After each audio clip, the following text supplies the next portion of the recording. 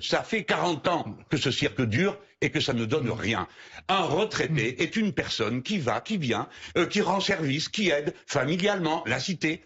Le 14 novembre 2025, BFM TV accueille un face-à-face entre Jean-Luc Mélenchon et Alain Duhamel. Sur le papier, rien de spectaculaire. Un homme politique rompu à l'exercice médiatique, un éditorialiste reconnu, un échange maîtrisé, sans monter de ton, et pourtant, sous cette apparente normalité, se dessine une opposition bien plus profonde. Ce sont deux conceptions de la politique, deux manières de lire l'époque, qui s'affrontent en filigrane. Ce débat ne marque pas par une polémique ou un moment de tension virale, mais par ce qu'il met en lumière. Jean-Luc Mélenchon y assume une ligne de rupture franche, tandis qu'Alain Duhamel défend une approche plus institutionnelle fondée sur la prudence et l'expérience. Durant près d'une heure, le ton reste mesuré, mais les divergences sont constantes et structurantes. L'enjeu n'est pas le spectacle, mais le sens politique de l'échange et ce qu'il révèle du climat intellectuel et démocratique en France. La catastrophe actuelle, c'est qu'après avoir mangé la retraite à 64 ans, on nous ramène à nouveau le thème de la retraite à points. Personne ne dit aux gens avec franchise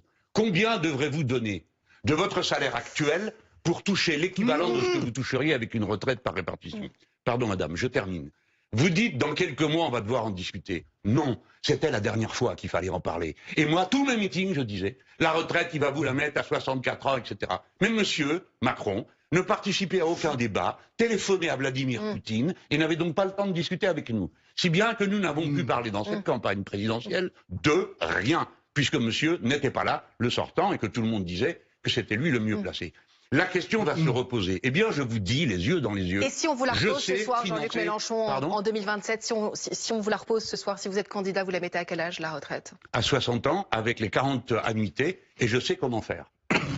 Alors, mais il faut se comprendre, mais oui, mais alors, écoutez, vous devez... Non, mais attendez, laissez-moi, vous avez longuement expliqué votre point de vue. Je ne suis pas celui qui a parlé le plus longuement depuis le début. Bien, alors je veux bien, mais au moins, laissez-moi vous... Allez-y. Pourquoi? Parce que nous nous sommes engagés là-dessus, pas dans un moment d'irresponsabilité communicationnelle, mais parce que nous ne croyons pas au scénario politique qui nous est présenté. Baisser les salaires, diminuer les cotisations sociales, et vous verrez, ça ira mieux. Ça fait 40 ans que ce cirque dure et que ça ne donne rien.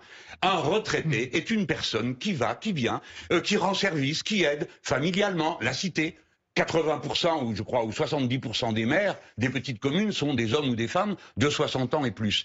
Donc la retraite est un investissement de la société. Dans toutes les sociétés, les plus âgés ont rendu des services aux autres générations et pour cela il fallait qu'ils aient le temps de le faire. Donc nous savons le faire. Et je vous redis bien tranquillement, nous savons le financer. Alors pas en une nuit madame, j'en suis d'accord. Mais il y aura un plan de marche. Il y a un plan de marche. Nous savons le faire. Je vous dis qu'ils veulent la retraite à points. Je vous dis qu'ils veulent détruire ce système de retraite parce que le capital, ça porte un nom, a un intérêt à avoir 340 milliards dans ses caisses. Mais comment expliquer que la question est tellement personne n'aura rien. Attendez, vous dites le capital, etc. Je ne suis pas en train de vous dire on va privatiser les retraites. Mais le système par points, c'est quoi, cher Alain Duhamel? Alors, d'abord, il faudrait être précis sur ce qu'on entend par ça. Et pour l'instant, ça n'est pas le cas, puisqu'on sait ce qui avait été esquissé à partir de 18-19, enfin 2018-2019, on ne sait pas de quoi il s'agit de nouveau. Vous vous rappelez comment ça s'est fini? Oui. Une nuit, un samedi, le Conseil des ministres a mis d'une part le confinement et d'autre part a arrêté la réforme de la retraite. Pourquoi? Parce qu'une partie du MEDEF avait commencé à dire attendez, qu'est-ce que vous nous racontez là? On va faire une retraite à points, donc ça veut dire qu'il va falloir qu'on paye plus cher nos cadres pour qu'ils restent chez nous, parce que sinon ils s'en vont. Alors là, ils n'étaient plus du tout d'accord. Parce qu'ils avaient réalisé ce que ça leur coûterait à eux, n'est-ce pas? Donc ça c'était pas votre problème, ça. Eh ben, écoutez, je dis simplement que ce qui semblait être la recette miracle ne convient à personne. Alors, je ne vous dis pas... Après, on parle de la natalité, hein, si vous voulez bien, parce que c'est un sujet qui a une grande importance. Je ne vous dis pas qu'il y a un remède miracle. Moi, si, je vous dis qu'il y en a un. On continue comme avant, avec un beau système et des cotisations au bon niveau. C'est une différence entre nous, elle arrive souvent, elle se produit souvent. Vous croyez au miracle et moi, je n'y crois pas. Alors, justement, Alain, ça serait quoi le remède miracle pour Mais je n'y crois pas au remède miracle. Vous n'y croyez pas. réconcilier les deux gauches. Par exemple, c'est vrai que vous avez cité ce sondage exclusif pour BFM TV tout à l'heure. Il y a un autre chiffre que vous n'avez peut-être pas relevé, mais que je vous souligne, qui disent que les Français demandent aux deux gauches de s'unir. Regardez, ils sont 60 à 72% à demander une stratégie d'union pour les prochains scrutins, notamment sur les retraites. Est-ce que vous pensez que les deux gauches vont y arriver? Est-ce qu'il y a une chance d'arriver unis, alors qu'on sait que Marine Le Pen et Jean-Marie Bardella sont très hauts dans les sondages? Alors d'abord, il y a une chose qu'il faut avoir en tête, Jean-Luc Mélenchon là, vous sûrement aussi d'ailleurs, l'électorat de gauche souhaite toujours que la gauche soit unie. D'ailleurs, ce sont les électeurs du nouveau Front Populaire qui sont sondés. C'est pas une nouveauté, ça. Moi, j'ai toujours connu ça. L'électeur de gauche, il a envie que la gauche soit unie parce que c'est comme ça que la gauche gagne. Et que, comme ils sont de gauche, ils veulent que la gauche gagne. Hein. Faut pas trop compliquer non plus les raisonnements. Est-ce que ce qui est intéressant, c'est... Et Jean-Luc Mélenchon, c'est un facteur d'union ou de désunion de la gauche? J'ai jamais dit que Jean-Luc Mélenchon est un facteur d'union. Je pense que Jean-Luc Mélenchon est porteur d'un projet qui est évidemment pas le mien, mais qui a sa cohérence, qui a même des racines dans les insuffisances du système auquel spontanément je suis attaché, mais dont je reconnais toutes les insuffisances parce que je les vois depuis trop longtemps. Et donc je ne suis pas du tout en train de dire on a inventé le système idéal, on n'est pas dans la société idéale du tout. Jean-Luc Mélenchon souhaite une autre société. Mais est-ce qu'il peut emporter toute la gauche avec lui, derrière lui? Mais aujourd'hui, au moment où on est à 18 mois, un peu moins d'ailleurs maintenant, d'élections présidentielles où se prendront les orientations. Est-ce que d'ici, alors là, il faut être précis, est-ce que d'ici le premier tour de l'élection présidentielle, il y aura une candidature unique de la gauche? Mais pour l'instant, c'est le meilleur candidat. Non, mais attendez, vous ne me laissez pas continuer. Jean-Luc Mélenchon me laisse continuer et vous m'interrompez. C'est quand même... On ne veut pas dire que le est brimé, hein. Ah, un peu. En tout cas, d'ici le premier tour de l'élection présidentielle, c'est évident qu'il n'y aura pas un candidat unique à gauche. La question, c'est combien il y en aura. Il y en aura forcément, je dirais, au départ, je laisse les trotskistes de côté. Au départ, il y en aura forcément minimum 3 ou 4. Est-ce qu'ensuite ça se réduira à 2 ou pas? Je n'en suis même pas sûr. Je suis même pas sûr qu'il n'y aura pas, pour le premier tour, 3 candidatures inégales, mais 3 candidatures à gauche. Et donc la question c'est, à la fin du premier tour, qui est en tête, bon là j'ai mon idée, et 2, est-ce qu'il y a à ce moment-là, est-ce que l'ensemble de la gauche se rassemble devant celui qui est en tête ou pas? Alors c'est la tradition républicaine. Et c'est la tradition républicaine qui fonctionne d'autant mieux que les rapports entre la gauche de Jean-Luc Mélenchon et la gauche réformiste sont bons. Et en ce moment, ils sont mauvais. Et je ne vois pas comment ils vont s'améliorer tel que c'est parti dans les 18 mois. Autrement dit, je pense qu'il y aura beaucoup de concurrence, avec un Jean-Luc Mélenchon qui sera forcément fort, d'autant plus qu'il progresse en campagne à chaque fois, donc il sera forcément fort. Et la question est de savoir si les autres arriveront ou pas à s'organiser autour d'un seul candidat. Pour l'instant, ce n'est pas du tout le cas. Est-ce qu'ils y arriveront ou non? Et est-ce que ceux ou celles qui portera les couleurs de la gauche réformiste sera de taille à concurrencer Jean-Luc Mélenchon? Et Jean-Luc Mélenchon en campagne...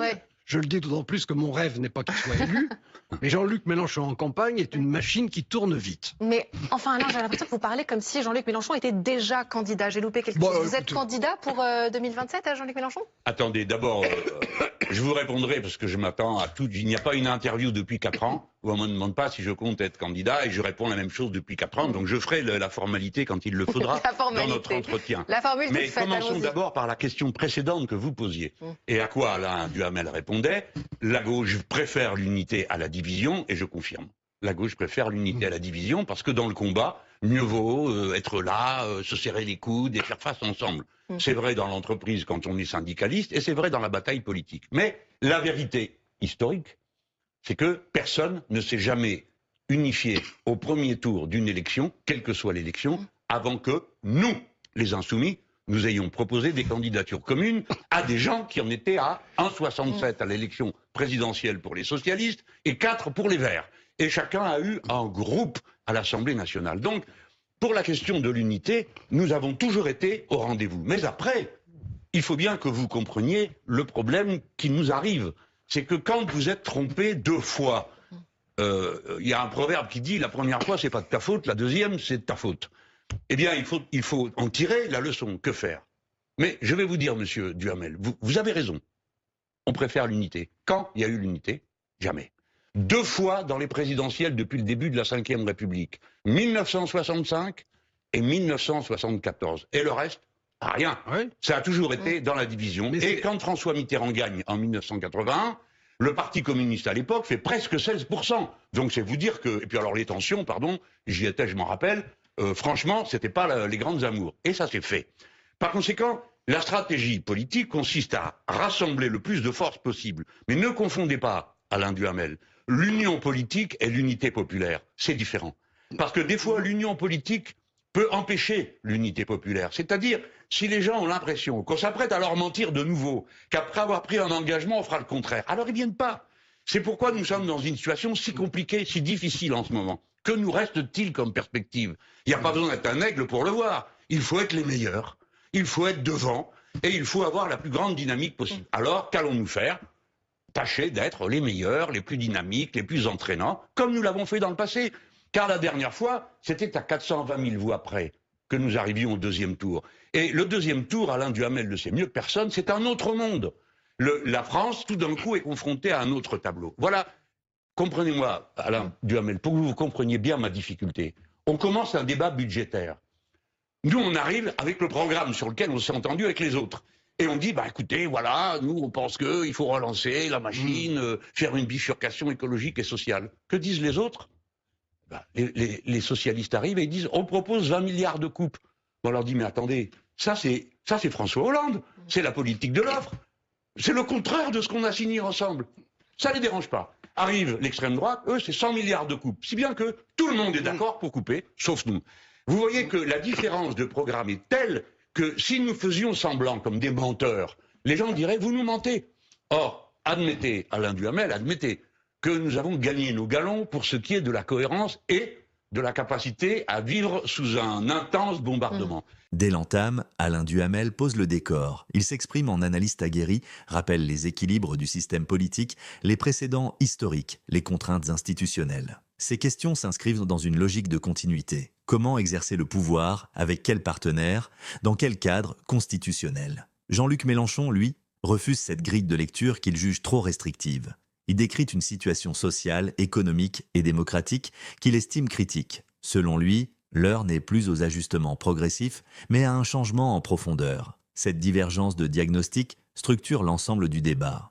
Très vite, la question démocratique s'impose comme un axe central. Mélenchon évoque l'usure du système, la montée de l'abstention, la défiance envers les institutions et appelle à une refonte profonde des règles politiques. Alain Duhamel répond par une approche plus mesurée, soulignant la résilience du cadre institutionnel et questionnant la faisabilité concrète des transformations proposées. Sur le plan économique, Mélenchon insiste longuement sur les inégalités, le pouvoir d'achat et le partage des richesses. Il critique un modèle qu'il considère responsable de l'aggravation des fractures sociales. Duhamel, sans contester l'existence des difficultés, rappelle les contraintes budgétaires, les équilibres européens et les risques liés à une remise en cause trop brutale des règles en vigueur. La question européenne concentre, elle aussi, de fortes oppositions. Mélenchon se montre très critique envers une Union européenne qu'il juge déconnectée des peuples et plaide pour un rapport de force afin d'en modifier l'orientation. Duhamel met en avant l'interdépendance des États membres et alerte sur les dangers d'un isolement stratégique de la France. L'ensemble de l'échange, conduit dans un climat calme et respectueux, oppose finalement 2 logiques irréconciliables. Celle de la rupture assumée contre celle de la continuité encadrée, celle de la transformation radicale face à la gestion progressive du réel. À l'issue de ce débat entre Jean-Luc Mélenchon et Alain Duhamel, une évidence s'impose, l'enjeu dépasse largement les personnalités. Ce face-à-face met en relief 2 visions du monde politique. D'un côté, une conception qui considère que le système a atteint ses limites et qu'un choc politique est devenu inévitable, quitte à bousculer les cadres établis. De l'autre, une lecture qui s'appuie sur l'expérience, les leçons du passé et la nécessité de composer avec les institutions existantes. Sans éclat ni affrontement spectaculaire, ce débat reflète un moment politique singulier. Il révèle une société française hésitante, tiraillée entre l'aspiration à un changement profond et la crainte des déséquilibres qu'il pourrait engendrer. Il n'apporte pas de solution définitive, mais met au jour les véritables lignes de fracture. Et c'est sans doute là l'essentiel. À contre-courant d'un paysage médiatique souvent dominé par la confrontation et la simplification, cet échange rappelle que le débat d'idées, même sobre et maîtrisé, peut être dense, politique et porteur de sens.